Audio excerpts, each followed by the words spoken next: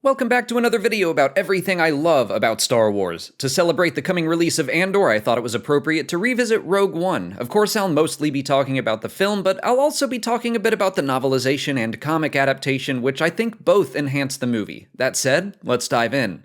I like the choice to start the movie with one loud, dramatic note. The decision had to be made whether or not to include a crawl in this movie, and if you're gonna go in a new direction, I say make it as different as you can.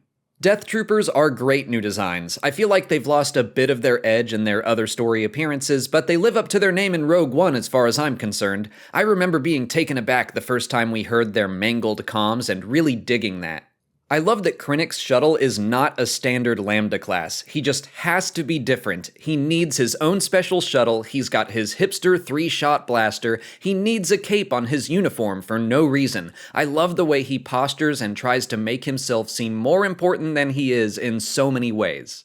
Ben Mendelsohn's performance is all around great, but I think he stands out in this scene especially, with that friendly facade that you know is fake, and the way he delivers the line about Lyra being back from the dead. It's a miracle, so sarcastic and sinister. When he calls her troublesome as ever, as someone who read the Catalyst tie-in novel before the movie came out, I really dug how that line seemingly expanded on the book. I know the book was actually expanding on this line, but still, it worked well and made me happy as a canon junkie. Speaking of, let's talk about Saw Gerrera. I remember when they announced who Forrest Whitaker would be playing in this movie, and my jaw dropped. Connecting to the Clone Wars in such a major way was so exciting to me, and since then we've seen the character return in so many other stories. Star Wars Rebels, The Bad Batch, Fallen Order, books, and comics. It's been great. The Ring of Kafrene is one of my favorite new locations in a Star Wars movie, and I'm surprised it hasn't popped up more in other media, but a city that connects two asteroids just floating through space? That's sick. I imagine we'll see it again in Andor at some point, or at least I hope we do. Speaking of Andor, his introduction with Tivik is so interesting. He's not some clearly good guy like we're used to seeing in Star Wars. He shoots one of his allies in the back to keep some information secret. The look on his face is great, showing that it does affect him. He didn't do it without remorse, but he still did it. The speech he gives at the end ties into this moment about all the terrible things he's done and needing it all to mean something. It's important that we see one of those terrible things, and I think we're going to see even more in the Andor series. I really hope Tivik is in an episode or two to continue building up their relationship. Jeddah is another really cool location. I'm a big sucker for ruins. Seeing massive Jedi statues toppled onto the ground is awesome. It feels very fantasy to me, like the Argonath in Lord of the Rings. I hope we get to see those statues standing in some book down the line. Our introduction to the Partisans is really neat. I like how eclectic they all are. Lots of aliens, like Two Tubes and Moroff, both great designs. You can tell they're freedom fighters, but they definitely give off a rougher vibe than we're used to seeing in our Star Wars heroes. Riz Ahmed as Bodhi Rook is fantastic. I'm sad so much of his story got left on the cutting room floor. You can read it in the novelization for the film, and you get a lot more insight into the character. Even with the cuts, I always liked Bodhi, and the fact that the rebellion has a chance at stopping the Empire thanks to one low-ranking, whistle-blowing Imperial with a conscience. Seeing a clone turbo tank used as prisoner transport is a nice touch. All that Clone Wars technology and equipment still exists, but the Empire has its own weapons now, so finding new ways to use old tools is a fun idea. The U-Wing is a cool ship design that feels like it fits well within the Star Wars universe. It kind of has a mishmash of X-Wing and Y-Wing design elements that I enjoy. Seeing Base 1 on Yavin 4 in all its glory is awesome. We can see the entire temple. Inside it's actually got some character and it's not just a big dark room like it was in A New Hope. Obviously that was out of necessity and budgetary limitations back then, but I like seeing the headquarters as it was meant to be. I've always loved those glass panes with the green lines on them. I don't know what they're supposed to be for, I just like the look of them, and they've never looked better than in Rogue One. Getting Genevieve O'Reilly back to play Mon Mothma is so cool. I love that story for her. She was almost in Revenge of the Sith, and then those scenes got cut. That sucks. 11 years later, she's invited back to play the same character and in a more significant role. They didn't have to use her, but they did. And now 6 years after that movie, she's playing the character again as a co-lead in Andor. What a journey. I love it so much. And seeing Jimmy Smits as Bail Organa was such a treat. I love that he just walks in, says nothing, the Force theme plays, and I get chills. But that's a bold move for the scene. Bail wasn't a huge character in the prequels. I have a feeling several people in the theater were wondering who he was. The Ghost. I think I gasped a little in the theater when I saw it up there in the corner of the screen. I honestly can't believe I caught it on my first viewing, but I think I did know it was in the movie thanks to one of the trailers, so I must have had my eyes peeled. I like that Draven kind of gives a face to the rebellion's darker side, the man that gets to tell someone else to do something awful and then just sit back and let it happen. I'm honestly surprised he didn't get some kind of comeuppance in the movie for altering orders and stuff. Obviously, I love K2SO and his relationship with Cassian. Some of the biggest laughs in the movie come from him, and It's Very High is the first of many. I also want to point out the little details of the character, like his eyes, which you can see moving around, helping him feel more, quote, human. Basically just helping the audience connect with him further. I'll admit I don't love the more unhinged version of Saw Gerrera, but I do love the way he shouts, "Lies! Deceptions!"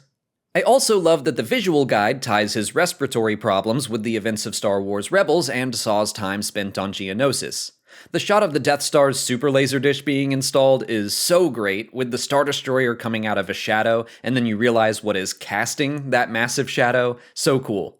Guy Henry's portrayal of Grand Moff Tarkin is excellent. The voice is spot on. Personally, I'm still a little iffy on the digital face replacement stuff, but the slow build-up to it is pretty awesome. I loved the reflection in the window before the full reveal.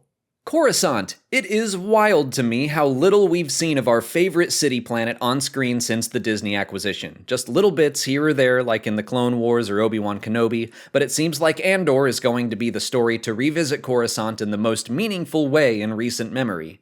Everything about Jeddah City is sick. The design looks cool, the way it's built into the rock is cool, and just having a Star Destroyer looming right overhead all the time is oppressive on so many levels. And then inside the walls, everything feels so alive and vibrant, the exact opposite of the Empire. So many cool creatures and different cultures all living together, and still you see probe droids and ATSTs casually lurking around, subtly showing us that any wrong move will land Cassian and Jyn in hot water.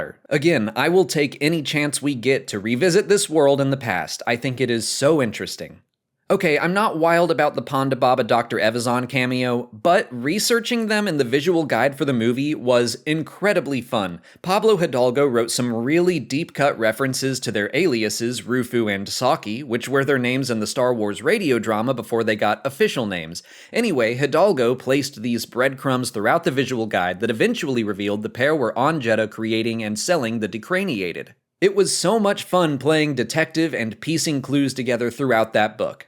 I love Chirrut, and I love that his first line is, "May the force of others be with you." When George Lucas first started writing Star Wars, he called the force of others. The Occupier-class tank is really cool, as are the new helmet designs for the drivers. Tam Posla is probably my favorite background character in this movie, just a cool design literally wandering around in the back of shots, and the visual guide connects his story with Ponda Baba and Evazan. The Dr. Aphra comics dive into his story after Jeddah, and it's very fun. The partisan attack is really exciting, but is also a good way to illustrate how their militancy is problematic. Yes, they're attacking the Empire, but they have no regard for the citizens of Jeddah or collateral damage. They are the epitome of fighting what you hate rather than saving what you love. Despite that, I love Weeteef QB. Between Rogue One and Solo, Warwick Davis has been able to see a lot more action running around with blasters and rocket launchers. I love that for him. The whole attack is shot to feel very real and dirty and dangerous. I like the cinematography of that almost war documentary vibe Gareth Edwards was going for. K2's inability to lie is a fun running joke throughout the movie. If you like it, there's more of it in the novelization, but the best part about this little exchange is the unscripted slap and then Diego Luna doing his best to cover up his smile. God, I love Chirrut's introduction. I know we already met him in the movie, but I mean, this is him fully unleashed. You get a taste of his sense of humor, which again is expanded upon in the novel. I'm bringing up the novelization a lot, but it is seriously great and very much worth reading if you haven't. But Chirrut wrecking stormtroopers is so much fun to watch, and I always feel bad for this one trooper that gets shot by his own squad like 8 times. Baze's blaster is awesome, but his introduction alongside Chirrut is fantastic. We see the mystical Guardian of the Whills trusting in the Force and his abilities, then we see the Guardian of the Whills that has let his faith fade. He puts his trust in this massive weapon, and it still works for him, but it helps illustrate the dichotomy of the two characters. Chirrut complaining about having a bag stuck on his head is probably my favorite joke of the movie. I love the shot of the Dauntless evacuating Jeddah with a swarm of TIE fighters and shuttles flying to catch up. It just looks great. The analog version of Dejeric is a fun gag. Beezer Fortuna, Bib Fortuna's skinny, freaky-looking cousin, is another thing I enjoy from the visual guide. He didn't have to be related to Bib, but why not? The entire partisan base is full of appropriately intense-looking characters. It's similar to the Cantina in A New Hope, but not in a fun and whimsical way. To quote the movie Elf, it smells like mushrooms and everyone looks like they want to hurt me. The Partisans are supposed to be part of the good guys, but they definitely don't feel that way, which is the point. I love Chirrut's line about Cassian carrying his prison wherever he goes. I'll be keeping an eye out for that in the Andor series. The novelization also points out that Cassian never tells Chirrut his rank, and yet the Guardian calls him captain multiple times. Saw's scene with Jyn is actually really nice. I'm used to talking about Saw as if he's willing to sacrifice anyone and everyone for his cause, but he really does care about Jyn. The book Rebel Rising by Beth Revis expands on how he views her as a daughter, and even if he executed on it poorly, he did want to protect Jyn from the rest of the Partisans by keeping her identity safe. Jin's line about the Imperial flag not being a problem if you don't look up is great. No, the problems of the world do not matter if you just have your head buried in the sand. I don't know why I love the shot of the upside-down Death Star so much. I know there's no upside down in space, but we're so used to seeing the superweapon in a different orientation. I like seeing familiar Star Wars stuff in new perspectives. It's the smallest thing, but it still made me happy, even from the first time I saw it in a trailer. The way Krennic impatiently yells, "Fire!" is perfect. I love seeing him all flustered and annoyed next to the constantly cool and collected Tarkin. I like the way they got around the Death Star firing before Alderaan. Yes, Alderaan was the first planet completely destroyed by the weapon, but we did take a couple smaller test shots. I remember realizing the Death Star was going to fire from seeing the trailers and not being crazy about that idea, but they pulled it off with the idea of a single reactor ignition. Bodhi's recovery from Bor Gullet is a little odd in the movie, it's kind of fast, but again, the novelization is able to literally get inside his head and explain what he went through and how it still affects him through the rest of the story, and it makes me appreciate his first meeting with Cassian, Chirrut, and Baze a lot more. Seeing the Death Star crew and panels and everything in Rogue One is so cool. It all matches what we saw in A New Hope, but in 1977 the budget was limited, to say the least. It's really interesting seeing a huge movie production match a small production while still elevating it. Jyn watching her father's message and reconnecting with him, even though he's a hologram, is beautiful. Rogue One is about so many characters learning to find faith and hope again, and this is the start of that turning point for her, learning that her father never gave up hope and did what he could to give the galaxy a fighting chance gives Jyn the strength to start looking up again. And the fact that the Death Star's weakness wasn't a design flaw, but was instead purposefully created is such a good idea. This shot of the Death Star blocking out the sun? Perfection. And then Krennic has the, "Oh, it's beautiful" line. Ugh, I just want to punch him in the face so bad, which is the point, but a bunch of people snuffing out countless lives from afar, not really able to see what they've done, not able to really experience it, or see the people they've hurt, or the horror they've inflicted. It's disgusting, but in the way the movie intends. I love Saw Gerrera's final defiant sneer. The more I watch this movie, the more I do appreciate Forrest Whitaker's performance. When I first saw it, I remember being kinda glad he died fairly early because I just thought he made some weird choices. And that may have been the case, but understanding the character better and seeing his journey throughout books and comics and video games and Star Wars Rebels and soon Andor, I get him now. He is a man who's lost so much of himself to the fight against the Empire, physically, mentally, and spiritually. So yeah, he feels unhinged in this film. I don't think that was the original plan for the character, but the more they explore him, the more he works in Rogue One. Also, the comic adaptation adds a really nice final moment for him where he utters Steela's name one last time.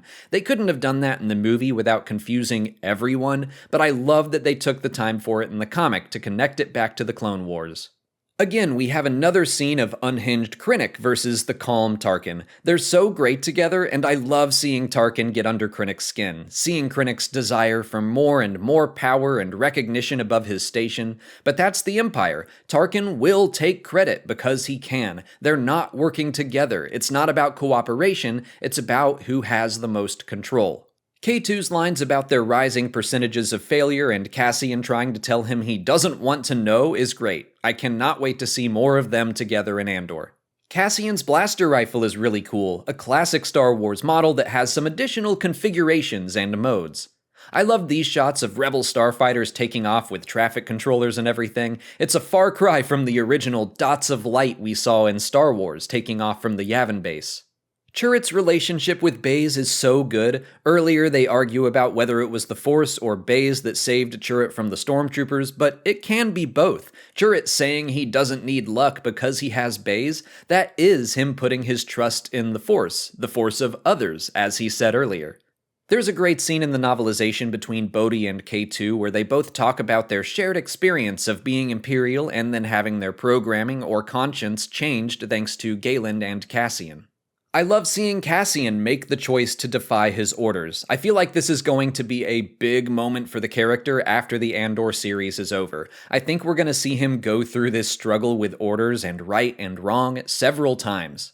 I'll never not be psyched to see X-Wings flying around, and they look great in the rain.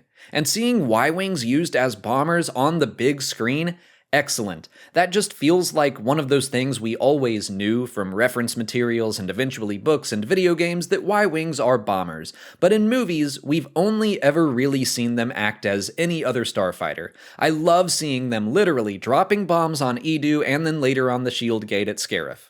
Chirrut taking down a TIE fighter and a turret with a single shot is so sick. I have no idea why he blows into his hand before he does that, but it's a detail I love. I don't need to know what it means, I just need to know that it means something to him.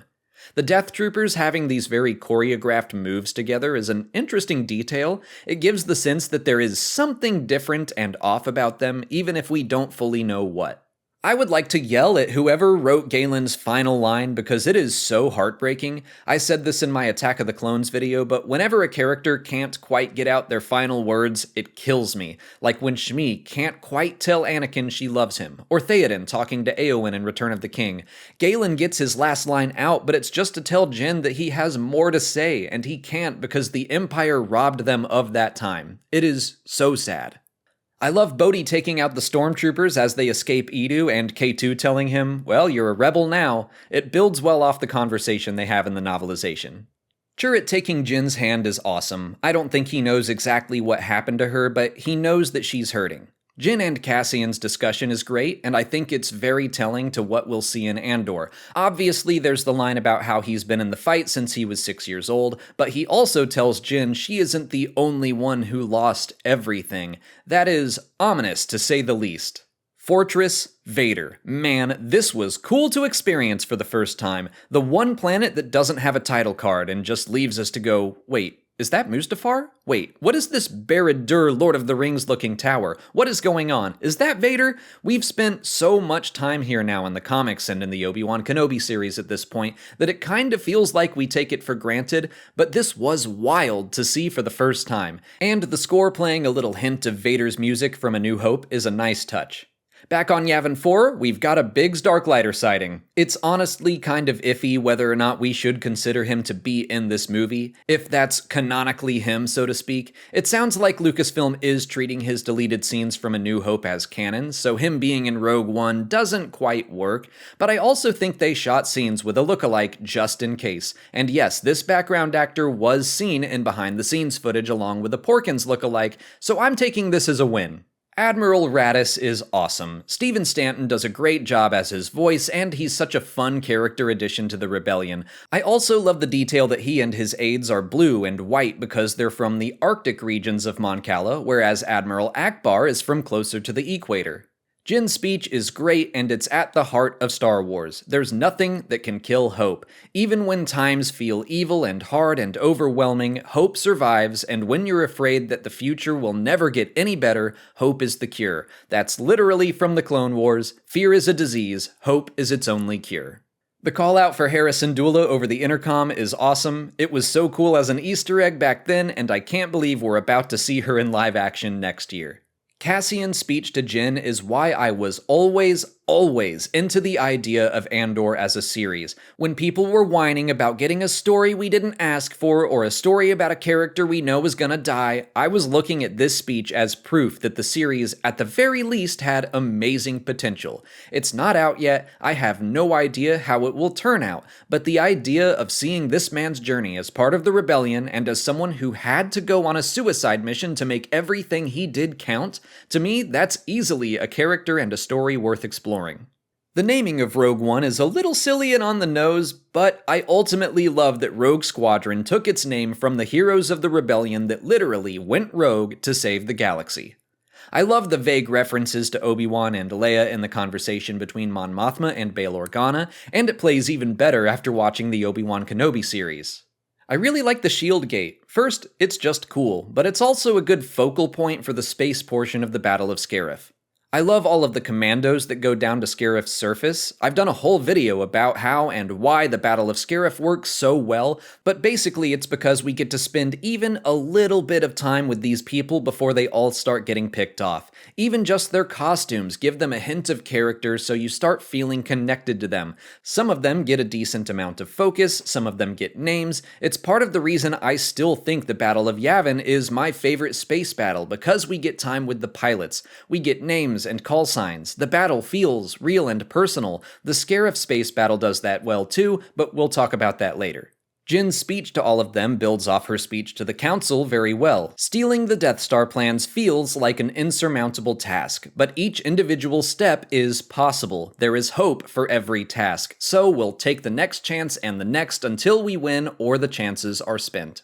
K2SO's almost delivery of "I've got a bad feeling about this" is fun. I love Star Wars having a new tradition of delivering that line in more clever ways. The Last Jedi and Solo both have good versions, but Rogue One started the fun. The difference in body language between K2SO and the other KX security droid is a cool, subtle detail. I love seeing stormtrooper armor shatter as Chirrut beats the crap out of them. Shore troopers are awesome designs. People always make jokes about new troopers and vehicles in every Star Wars movie for the sake of toys, but if they look this cool, I don't care. Keep them coming. I love the inclusion of General Romati, first seen in A New Hope, being brought back for Rogue One. I love the chopper sighting and the little warble you can hear. I didn't catch him on my first viewing, but it's such a fun Easter egg. Mon Mothma's tiny little smile that the Rebel Council's hand had basically been forced into fighting is great. Bringing back David Ankrum, the original voice for Wedge Antilles, to be heard over the intercom is a great detail, and it shows that Wedge was left behind for this battle, preserving his shock at seeing the Death Star for the first time in A New Hope.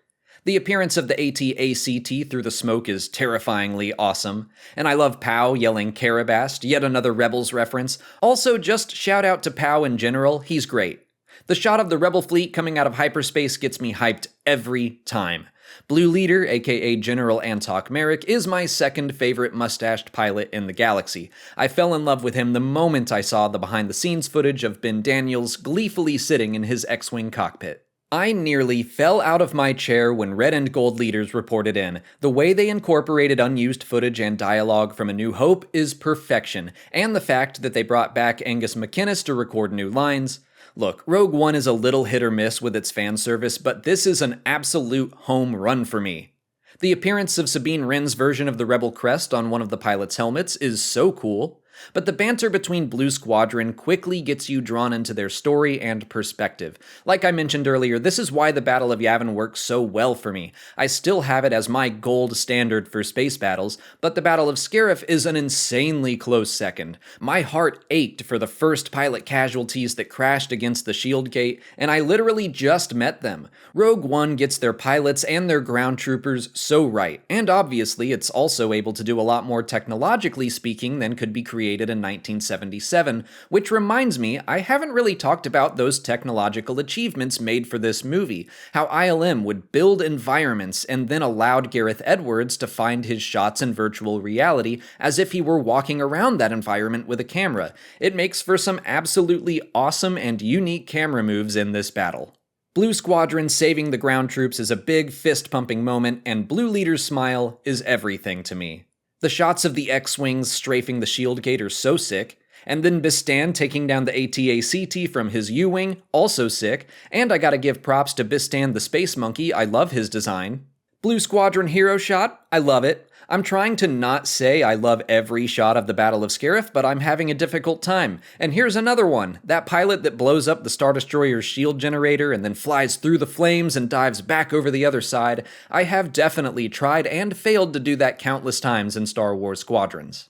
More Y-Wings dropping bombs. I love that Admiral Raddus just sits in a chair floating over this bubble in space. It seems like the worst place to put the bridge of your ship, just a big obvious target, but Raddus doesn't care. I feel like he'd be just fine sitting in an office chair floating through space with a blaster. Again, using archival footage and dialogue from Red Leader, who was obviously talking about Luke at the time, to give us the sad fate of Luke's predecessor now, that's just fun. I mean, not for Pedron Gall, but for everyone else. I love the little call out to hyperspace tracking in Scarif as a hint towards The Last Jedi. I also love all the code names Jyn reads through. As our friends at Force Center would say, it's great tip of the iceberg storytelling. All these cool sounding names that spark imagination and wonder at what they could be. They might not ever amount to anything, but as we've seen with Warmantle and the Bad Batch, they're always there as storytelling potential. This is going to start to be harder to talk about because I don't love that K2SO or any of these other characters die, but also I do. Anyway, K's death is sad and well done. I love Bodhi knowing he has to make it to the shuttle to contact the Rebel fleet, and he does so by wordlessly trusting the other soldiers to cover him. And they do, and he succeeds. So much of this battle is a group of characters putting their faith and hope in others to do their part, and that's why they win. The Death Troopers making their way onto the battlefield is awesome. They're terrifying and effective, and the music that kicks in literally means death. The series of notes that play are called the Dies Irae, a motif that's often associated with death. Shout out to the Soundtrack Show podcast by Lucasfilm sound designer David W. Collins, who taught me that. You will hear it all the time if you listen for it, and I really like its use in Rogue One. Chirrut having his faith in the Force proven long enough to flip the master switch is great, but then hearing that Baze's faith has also been restored, his smile and his final moments of life is great and sad, but also great. I love Baze taking out the Death Troopers and looking back at Chirrut for his final act. And Bodhi getting his job done right before dying. All of these characters survive just long enough for the mission to be successful, like it is the will of the Force, making sure they all succeed. The Hammerhead Corvette from Knights of the Old Republic and Star Wars Rebels not only appearing in this movie, but being essential to the Rebel victory is fantastic. Again, that's some great, unobtrusive fan service done right. The shot of the two Star Destroyers crashing into each other and destroying the shield gate is phenomenal. Such a cool image. I'm glad they kept the old 70s Death Star plans consistent, even down to the incorrect placement of the super laser. I love that Jyn and Cassian don't even know if they succeeded, because this whole movie is built around hope and trust. Jyn and Cassian have done all they can for the galaxy, and now it's time for them to pass the baton to the rest of the Rebel Alliance so they can take the next chance and the next until the Death Star is destroyed or the chances are spent. All Jyn and Cassian have at the end are each other and the hope that their efforts were not in vain, and that's enough. I love everything about Krennic's death in this movie. It is the antithesis of Jyn and Cassian and every other character's deaths. He is alone, looking up at the weapon he helped create, and he's killed by someone that's on his side. But Imperials don't look to one another for cooperation. They don't look to pass the baton to someone else. They want to take control and keep it forever. And I cannot tell you how much I love that the super laser hits the exact spot where Krennic is sitting. Perfect. And I've basically been waiting until these moments to praise Michael Giacchino's score in its entirety. This is my favorite musical moment of the movie. It's tragic and beautiful, and I can't believe he got the whole score done in like 4 weeks. I hope he gets another chance to write a Star Wars score with more time.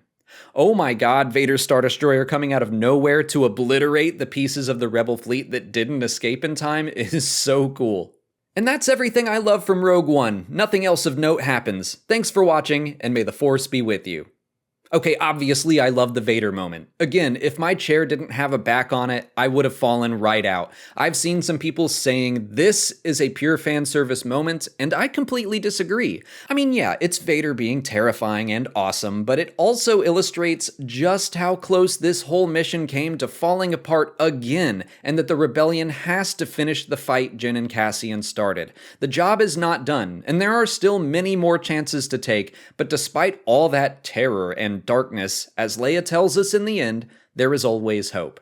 And that's everything I love from Rogue One. Man, rewatching this so soon before Andor has got me insanely hyped for the series, and I cannot wait to watch Rogue One again after we get to know Cassian even more.